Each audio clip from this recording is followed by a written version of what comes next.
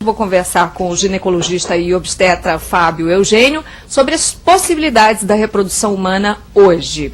Tudo bem? Tudo bem, bom dia. Esse é um assunto que volta sempre aqui nos nossos papos sobre saúde da mulher, enfim. E o que eu tenho percebido é que mesmo hoje há casais que têm dificuldades para chegar até uma conclusão, mesmo eles, de que é preciso um tratamento mais com pormenores de exames, enfim. Isso. Então, como é que eles chegam a uma conscientização de que eles têm dificuldade Bom, de ter filhos? Eu acho que a gente tem duas faces desse problema que você está colocando, Maísa. Em primeiro lugar, assim, as mulheres, de um modo geral, elas estão deixando para engravidar um pouquinho mais tarde hoje em dia, tá? Que elas estão querendo estudar, se formar, se inserir no mercado profissional para depois ter o seu primeiro filho. E a gente sabe que um fator primordial em reprodução é a idade, principalmente da mulher, porque é a idade do óvulo. Quanto mais nova a mulher tenta engravidar, mais fácil ela consegue engravidar. Então, de um modo geral, a gente tem notado um aumento da procura do especialista em reprodução humana por esse motivo. Como a mulher está adiando um pouco a maternidade, ela está encontrando, às vezes, um pouco de dificuldade para engravidar.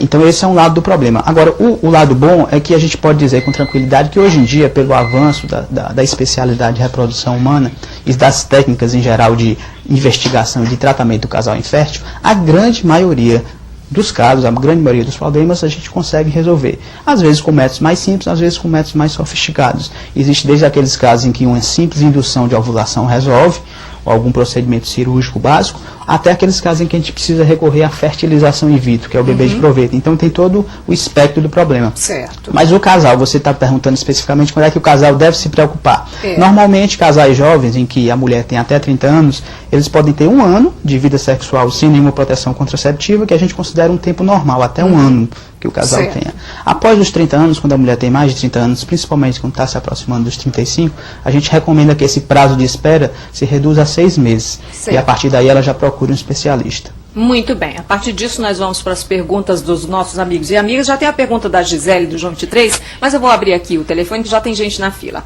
Alô, quem fala? Alô? Oi, pois não, como é seu nome? Meu nome é Leandra. Oi, Leandra, você tem dúvidas sobre esse assunto? Tenho. Há 2 anos eu tô junta e eu não consegui engravidar. Eu fui fazer um exame, o ginecologista falou que eu não consegui engravidar. Porque tem um cisto. Tem o quê? Cisto. Cistos. Policisto.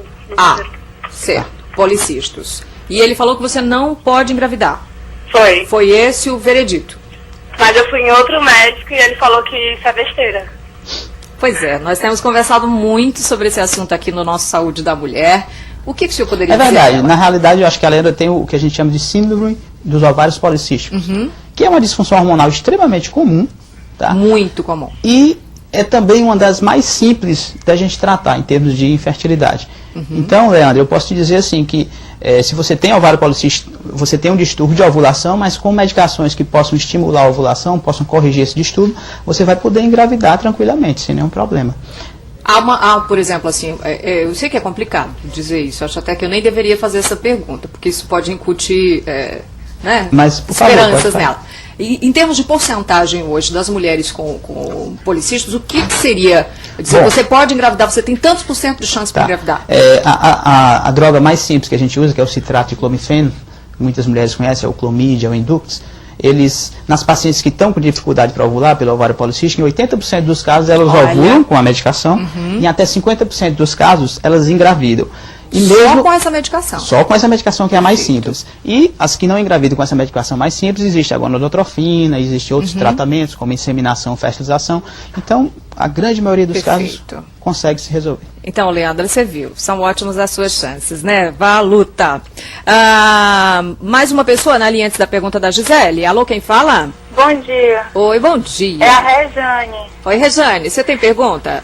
Tenho. É porque eu tava com 3 anos que eu tento engravidar e eu fui pro médico e ele disse que eu tinha ovários micropolicísticos. Mesmo caso da Leandra. Isso. Aí eu fui pra outro médico, ele disse que eu não tinha isso, que eu não tinha nada a ver com eu, jamais eu tive isso e eu não consegui engravidar.